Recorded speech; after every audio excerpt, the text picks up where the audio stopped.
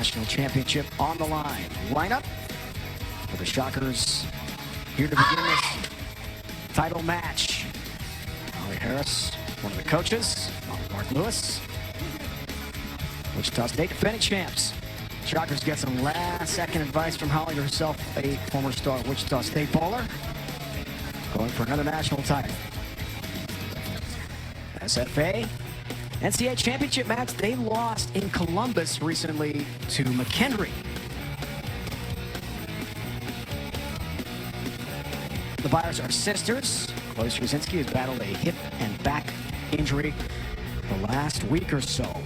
Good that she is ready to go and start. Amber Lemke, head coach, going for the program's third national championship. Husband Steve, assistant coach as well. So it's a wife-husband coaching combo for the Lady Jacks from Texas. And we are ready to crown a champion here today. Dave, Sydney, Julia with you. Sydney, you nervous? Your alma mater's going for a title today. How you doing right now? Oh, I'm excited. I am so excited. These girls, they work so hard. I know that because nothing really changes in the program after you leave. They have the system down pat to make their way to a national championship. So it's kind of just like, I feel it. I'm with them.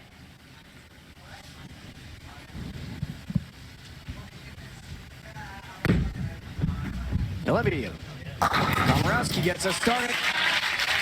Senior Wichita State. Single pin spare conversion coming up for her. This is a best of 5 or a race to 3. If there is a tie game, you don't have a roll-off. You would have half a point given each team. But 3 points, 3 games, wins it all.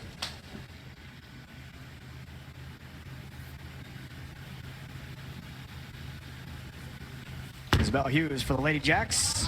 Right lane gets started. Take the ball format. Perfect location. 1-3 pocket. She bowled really well in the NCAA championship. Very solid in the loss to McHenry. They were swept in the race to 4 straight games, but really bowled well to get that far. It's tough. Olivia, the 4-pin, looked for her spare, but she knew right away she missed it. So early open frame in game 1. This is a long grind, guys, to try to win 3 games or get to 3 points. Right, it's really unfortunate to have an open like that in the first frame as a leadoff. As you know, that's someone who gets your team going. That's your energy, you know, where it comes from. So to have an open frame like that, you know, hopefully Wichita can, you know, get past it and get back on it. Yeah, what's interesting about Wichita's lineup is Liv is cool, calm, and collected almost all the time. And typically, that leadoff bowler is super energetic. So maybe they need a little bit of calmness today and call it on Liv for that. There's Sarah Klassen, St. Catharines, Ontario native.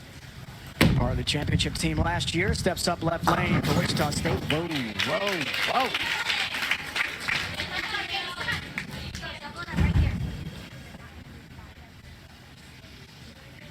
Just underway, best of 5.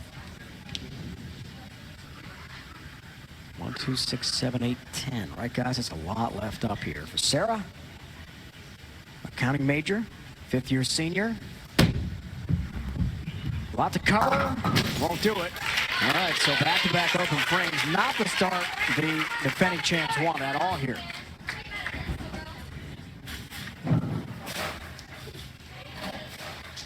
Have to get it going here, Sydney. You're coaching in your alma mater. You're like, oh, okay. Let's make some adjustments, I'm sure. Yeah, and honestly, I was a little surprised when the lineup popped up. It's not a lineup that I had seen from them the entire tournament. Notably, Madison Janak is not in the lineup. So it'll be interesting to see how it plays out for them. Katie Eddy's a freshman. She did not bowl in the championship match with McHenry in Columbus, NCAA. It's here. Off to a great start. So the lineup is different than we saw the Lady Jacks, and it's paying off early. Great start. That's a very good shot from Katie. You know, she's planted very well. Gets through it really nice. Here's Mary Orff stepping up next from St. Louis. Sophomore information management major. Wants to get in the IT field one day. Part of a very famous St. Louis bowling family.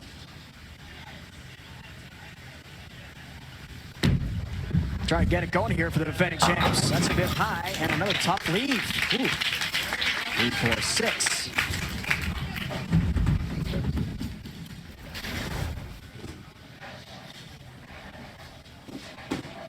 Overall, I like the shot from her. Is she just trying to play it too in front of her?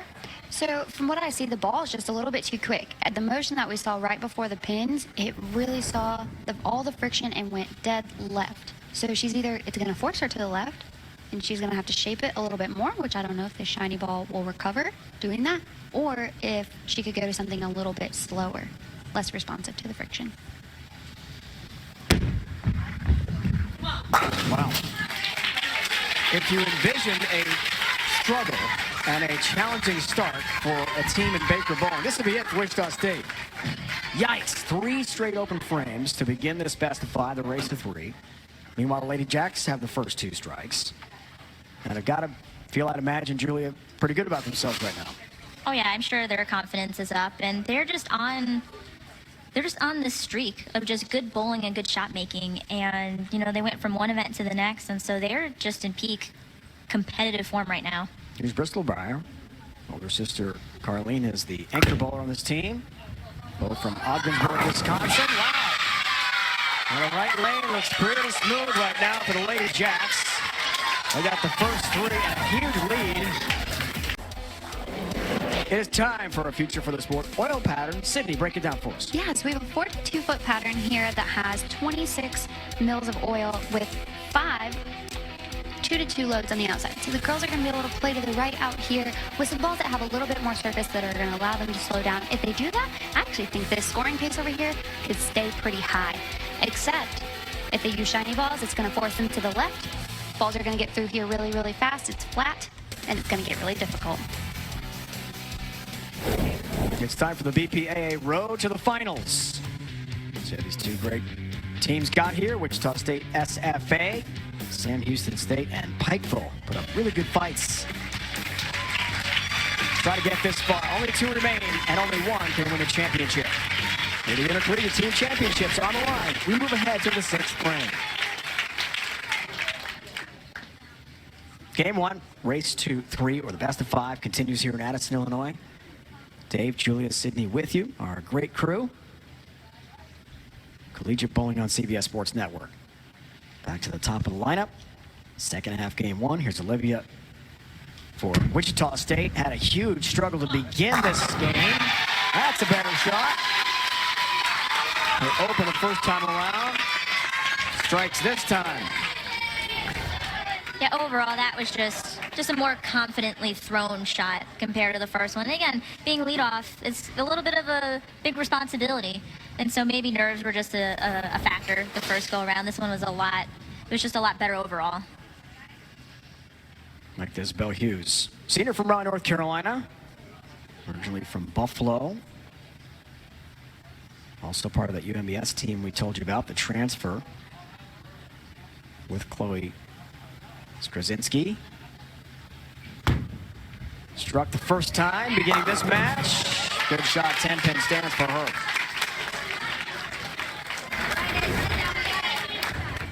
Fantastic student athlete, 3.97 GPA.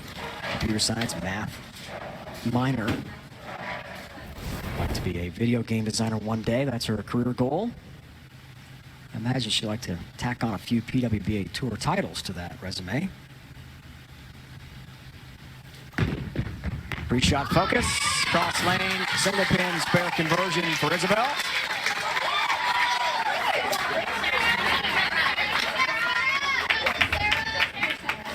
Sarah Glasson, big fan of Rocio Restrepo.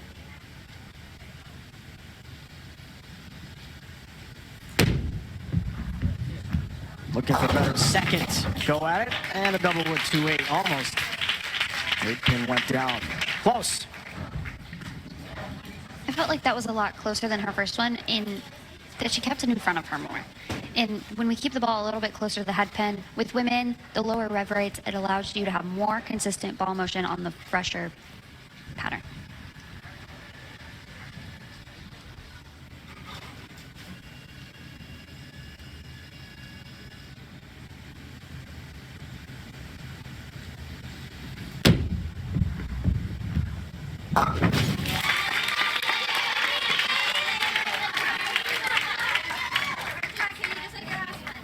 Back to Katie Heddy out of Richardson, Texas. Freshman on the lanes, academically a sophomore. Like to get into rehab services one day. Focus on disability with her major. She has a minor in psychology. Maybe be a substance abuse counselor. Really good things that she has in mind to help people out. That's just awesome. Here's Katie. That's a little high. 4-pin stands, but a good shot. I just really like their ball motion right now. They can miss a little bit, and they still hit the 1-3. Right. I thought she threw that pretty. I thought she threw it well enough. Just ball starting to just go a little bit. You know, it just needs a 4-pin. You know, nothing alarming about that. It could just be a small move. But I agree that their ball motion is very controllable right now. They know what it's going to do, and I think that offers a lot of confidence. Can't be easy for a young bowler like this. Just a freshman having to come through in the clutch. No problem there, 4-pin, and has the mark. And the solid start continues here for SFA. There's Mary Orff stepping up next.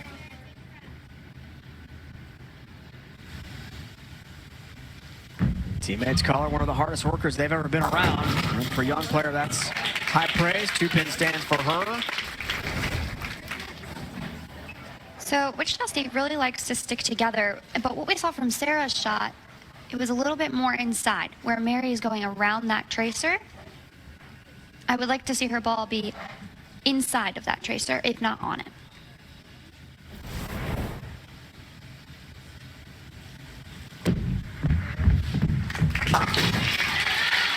Maybe the nerves we saw at the very start in the first 3 frames for Wichita State are trying to calm down here, starting to relax a bit. Crystal Carleen Beyer from Ogdensburg, Wisconsin. A lot of bowlers on this SFA team from that state. The Lemkes are from Wisconsin originally.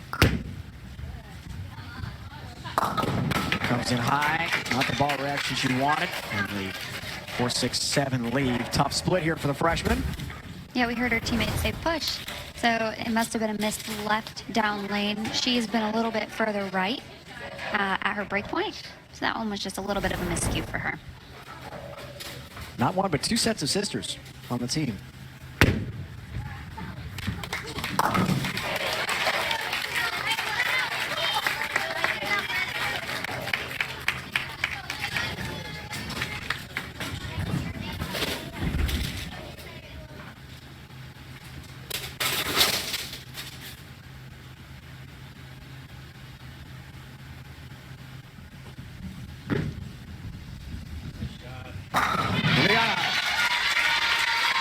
Finds the 1-3 pocket perfectly and crunches Stan into the pit.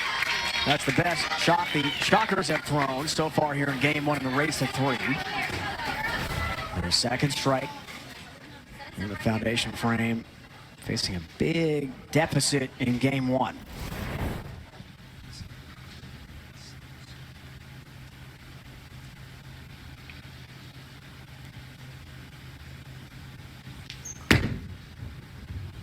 Chloe Skrzyncki leads the 10-pin. She competed this year in the women's singles as well. Psychology major. Experienced Team USA. Outstanding talent for SFA. Yeah, Chloe's having a very good season. All around good bowling. It's been really fun watching her kind of like grow up a little bit and find success on the lanes.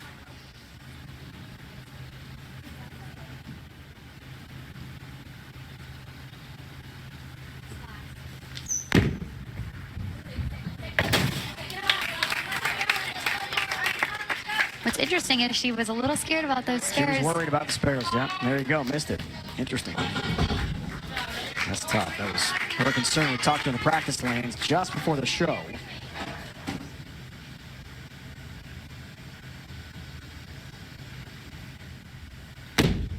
Eddie Herzberg, senior from Wichita. Trip 4-pin, down they go. A little late push here in game 1 for Wichita State after that rugged start with 3 straight opens. I think a shot like that tells you that you're close to being in the right part of the lane. Yeah, when I was talking with the Wichita State coaches and some friends from Storm Products that they have here, they let me know that they thought they were bowling on current oil this week. And when I talked to Nick Hoagland, I want to watch this one from Addie. That's huge. When I was talking to Nick Hoagland this week, he let me know they're actually bowling on fire. And the differences between those two oil patterns or oil types on current, like they think they're bowling on, you want to use shinier equipment because it gets through the fronts better, but on fire, you kind of want to do the exact opposite. You want to do what SFA is doing, use a little bit more surface. Strike here for Addie Herzberg will force a mark for the 10th for SFA to win game 1 in the race to 3. Addie's goal, apply a little pressure. Don't get to the 7th pin, close.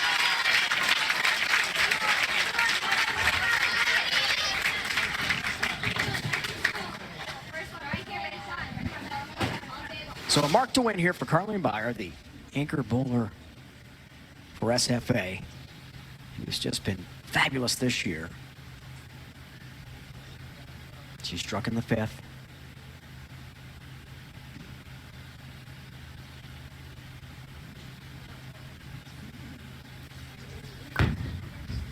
Wants another one here in the 10th.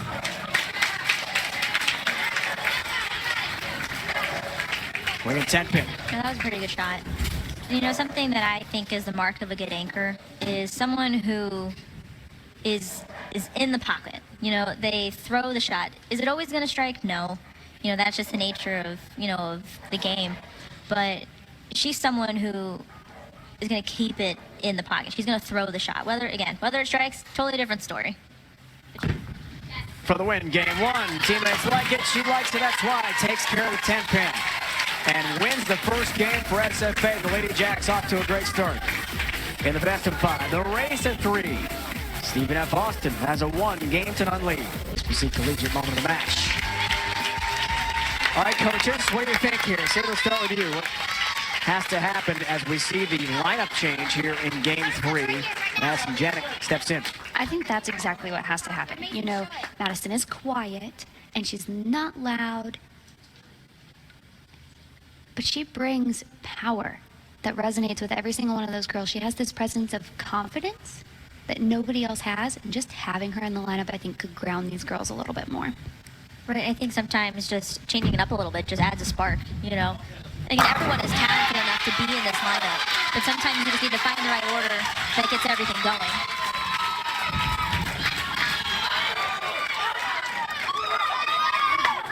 Isabel Hughes, guys, might remember to begin the second game, had the gutter ball. But things got a little better with her second shot. Team switched lanes, game 3. Tough lead with a 4-9. Better than one on the channel, though. A lot better.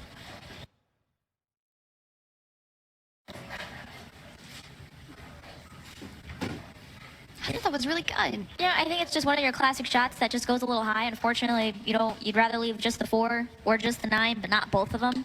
So I just think that's a little bit of a move. Wichita State making its 29th appearance in the finals. That's the most ever. The Shockers have just about every record team-wise, individually, you can imagine. 22 team titles, 9 singles titles heading into this event. 9-pin stand, so an open frame for Isabel Hughes to begin game 3 for SFA.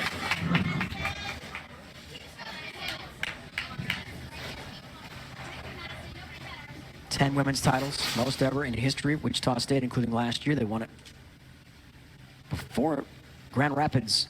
Their last title was 2009. I know, Sydney, you guys wanted that title badly. Oh yeah, being a part of that there. drought at Wichita State was The drought? not very fun, but I think that it allowed these girls to be a little bit more grateful for this opportunity. Madison Jack starts the third game, goes Brooklyn, has a strike.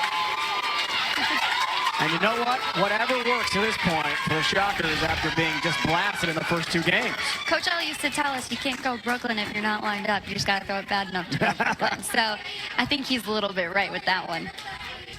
And I think that just offers the spark that this team needs right now. Like, they don't care how they get it done. They just need to get it done. Here's Katie.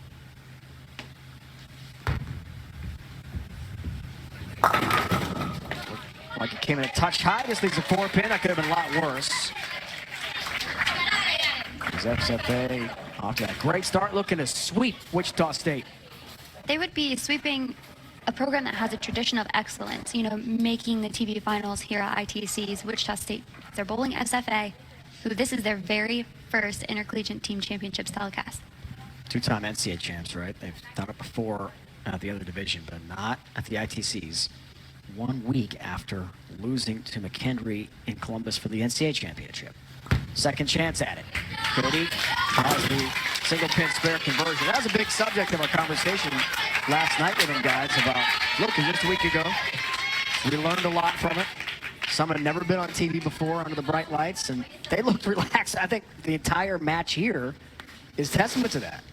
If any team seems nervous, it's the Shockers to me anyway. Better start, though, as Mariarf steps up in game 3. Looking for the first 3 strikes.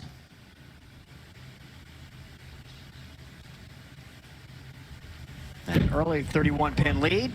The freshman delivers. Love to see it. Triple fours. I think there's one thing that Mariarf is really happy about, and that is the return of fans to this building. ITCs were just not the same last year. They didn't have the crowd behind them. And for Mariarf to have her freshman year, be on TV, get the 3rd strike for the Turkey to open up this 3rd game where they have to win, I feel like she has to be thrilled to have all of these people here supporting her. Great bowling here today. Fun atmosphere. Bristol Buyer, freshman, Ogdensburg, Wisconsin. Environmental science major, freshman, looks a little high and does leave the 3-6. One of the team comedians, which as a freshman I think is pretty cool that you can have the, you know, charisma to be one of the funnier players. Keep everyone loose.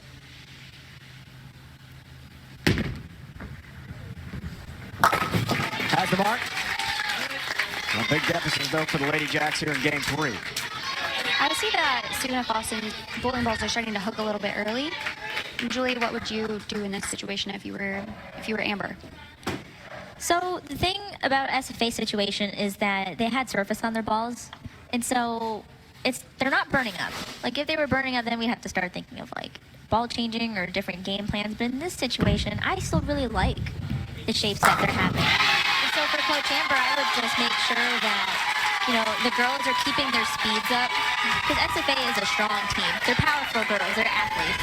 And so maybe just a little bit of move and maybe just kind of firm it up, because I still really like the ball motion that the girls still have. Alana Botero from Columbia, big strike. You can see the momentum has really changed with the front 4 for Wichita State. It's like night and day. Chloe Skrzynski even steps up and leaves the 2-8 double wood on the right lane here for SFA in game 3. But as dominant as SFA was, especially guys in game 2, the script has been flipped in game 3. What's the reason, would you say? See, that's a good question. I mean, like I said, it could have just been as simple as, again, changing that lineup and just getting just kind of like fresh blood into the situation.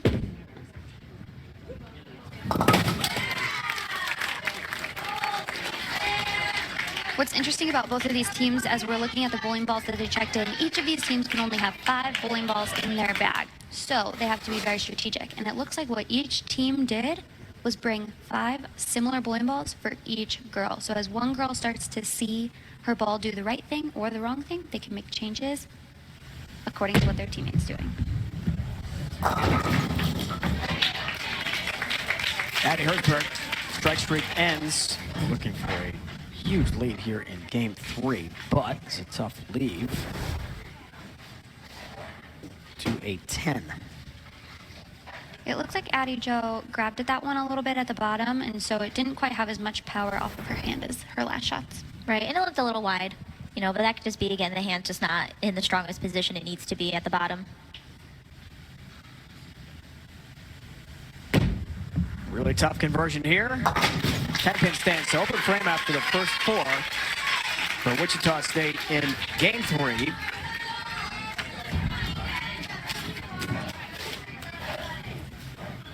Carly Byer had a big strike in the 5th frame of game 2.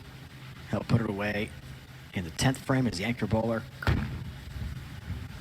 In action, game 3, perfect spot in the 1-3 pocket. Shrapnel remaining in the pit after that shot. Midway through game 3. Shockers need to win this game to stay alive. SFA wants to win a title right now. SFA and head coach Amber Lemke have a nice 2-0 lead in the race to 3, but game 3 is going the Shockers' way. Coach joins us lane level. So how do you best describe the first 2 games, Coach, in getting this nice lead, and what's happening in game 3? I think that we're just trying to focus on what we're doing, not paying attention to what the other team's doing, making sure that we're making great shots, getting good reads when we move from lane to lane so that we know we can get a jump on moving, so that we're not making mistake after mistake. We came over here, Isabel made a great shot, came a little high, left something we couldn't make. The next couple weren't very good, so we just need to get back on the good shots. Have there been any keys to the games that you've had the ladies focus on this week? The whole thing that we're doing is just really making sure that we're focusing on us and having fun. With having 6 new faces to the team, we're just really trying to focus on not getting the moment bigger than what we're doing. Thanks so much for your time, Coach Lemke. The wife-husband combo. There's Steve, her husband, assistant coach, got the purple pants. They're pretty awesome, right, guys? They go back to an early national title in 2016. They only come out for TV. So 2016, 2019, 2022 for the NCAA shows, 2 of which they won. And every time it brings it back out, he's not sure if they're going to fit. So they just come out. And luckily this year they did. All right, underway. Second half of game 3. Olivia with a really tough split. Off of her hand, I actually thought to myself, that's pretty good. I thought it was online. So I'm wondering if she missed it at the bottom a little bit or if the team made a move that maybe they didn't need to. I probably almost thinks the latter, because I agree with you. I like that off of your hand. Rotationally, I thought it was fabulous. It is very difficult to convert this split. Got a shot at it. Oh, just missed. Kicking cross lane for the 10-pin.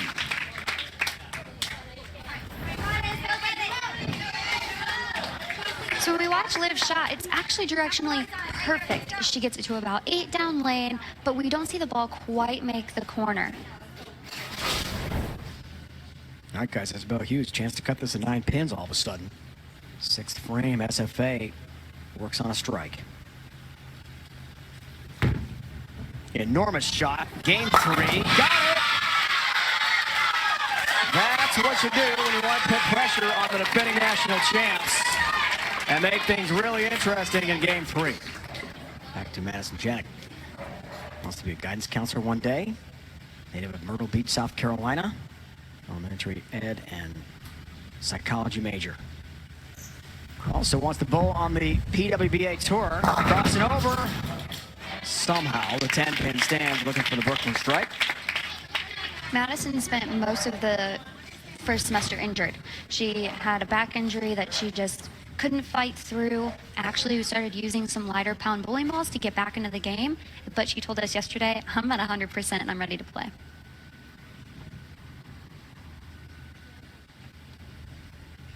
Back in the lineup now in game 3. I love the visualization that she was doing just there. I think that's really key.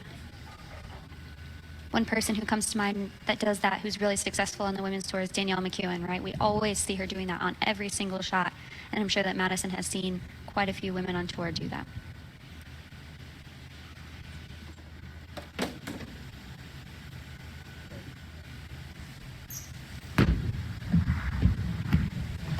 And trouble there with 10.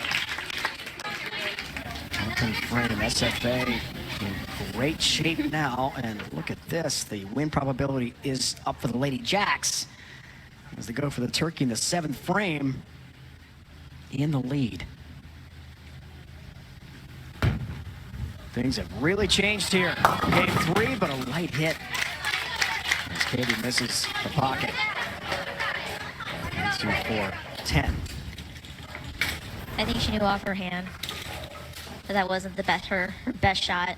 Just from out over there, it just has no chance coming back. But with this type of washout, definitely doable. Just hits a little bit left of head pin. Megan George, one of the George twins on the SFA roster, guys, going to come in here and try to convert off the bench the washout. Not easy. Megan and Crystal George are the twins.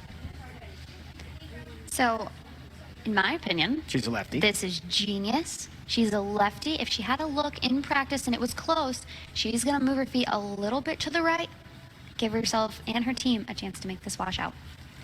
Let's see if it pays off here for Coach Lemke. Big move. She did it! Megan George comes in and makes the washout. My goodness, that is not the way you would draw it up, but it doesn't matter how you draw it up in bowling. As long as all the pins fall down, that's a spare, and they're going to rock and roll from there. Two sets of sisters on the Lady Jacks roster. Does she ever come through off the bench? I mean, ice cold, first appearance. She's never In going to the forget match. that one. Oh yeah, like this is what that's all Incredible. about. Like I love that. Love in the moment. Wow.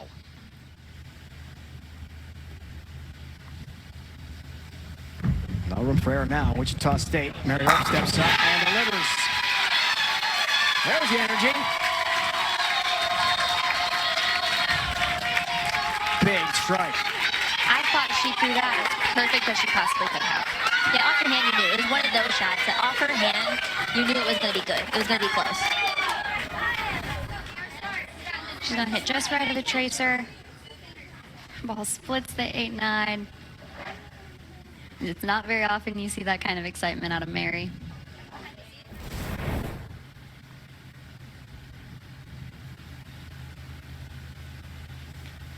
Bristol Fire.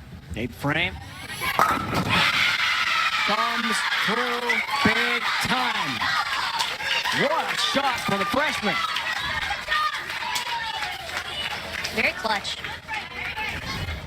Julia, what kind of benefit does it give the NCAA teams to all year they bowl match play?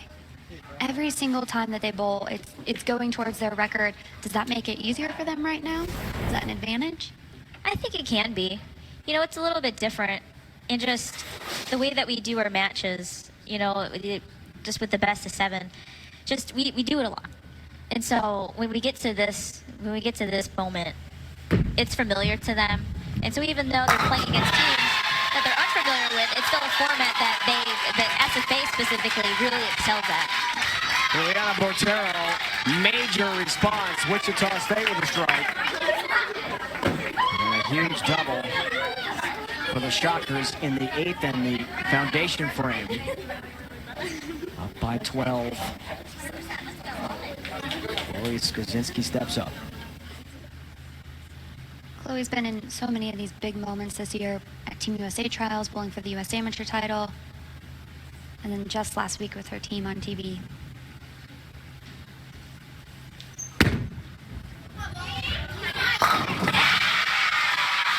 That's how you do it. Just like that. Big strike for Chloe. And now into the 10th frame, Wichita State needs a double and 9 to shut out SFA in game 3. Double and 9, that's a lot. Steve Lemke can't look. It's a lot of pressure. Patty Herzberg looks for the first. Does not have it. Instead, it's a tough split. 2-4-10. Addie's body language tells me she doesn't understand why that 2-10'd. I thought it went a little bit too far down lane for what I would prefer as a coach to see from my players who are going to be throwing those shots that really matter.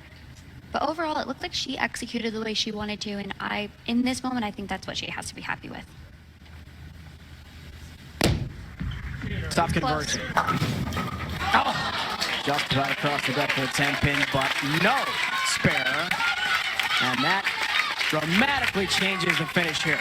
Carlene Byer steps up, needing a mark for a national championship. That is all that's standing between Carlene, the Lady Jacks, and their first ever ITC title. A strike for a national championship. Almost Brooklyn, but it's 6-10. And that spare is all it stands between SFA and the title now. The spare wins a national championship. She makes one, they'll lose the game, and we'll go to a fourth game.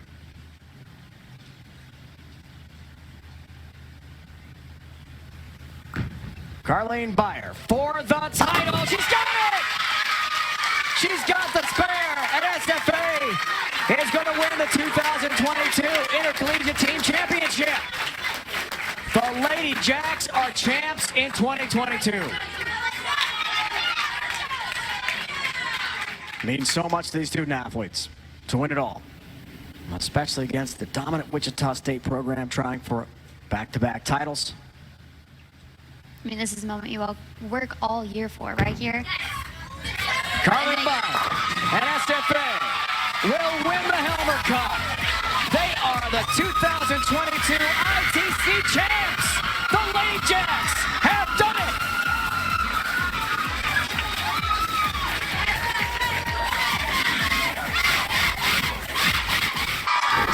The head coach joins us with some happy Lady Jacks. How do you best describe this feeling? I think it's awesome. I think that they've worked so hard to get here, and so to be able to live in that moment and do the things that we did today are pretty special for us. Game 3 was close. Wichita State had a really good control of that, but you flipped the script late. How did that happen for you guys? Yeah, I think we just stuck to our game plan of making sure that we're focused on what we're doing. You know, we can't control whether they strike or open, and so we just have to worry about what we're doing, the shots we're making, and filling the boxes and hope the pins fall our way. Was it Steve's purple pants? That's the reason this all I think happened? so. Yeah.